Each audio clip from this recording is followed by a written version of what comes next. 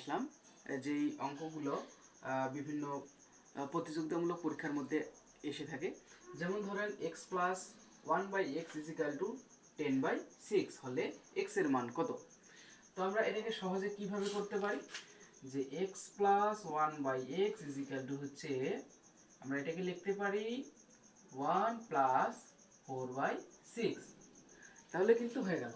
তাহলে এটা সহজে আমরা বলতে পারি এক্স এর মান হচ্ছে 1 আর 1/x এর মান হচ্ছে 4/6। এটা কিভাবে হলো, এটাকে আমরা ভাঙাইলাম। যেমন এটা যদি আমরা লসাগু করি, এর নিচে কিছু নেই মানে 1 আছে, 6 আর 1 লসাগু করলে কত আসবে 6।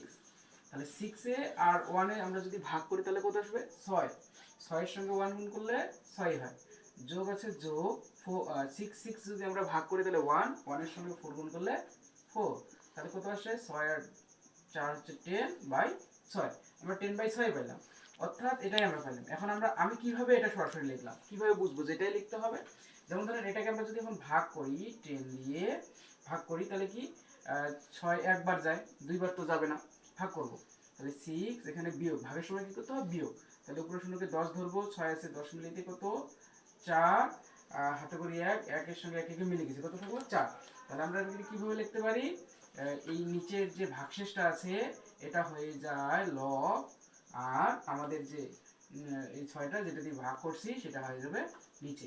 তাহলে আমাদের এই যে এই পদ্ধতিতে আমরা এই সংখ্যাটা নিতে পারি।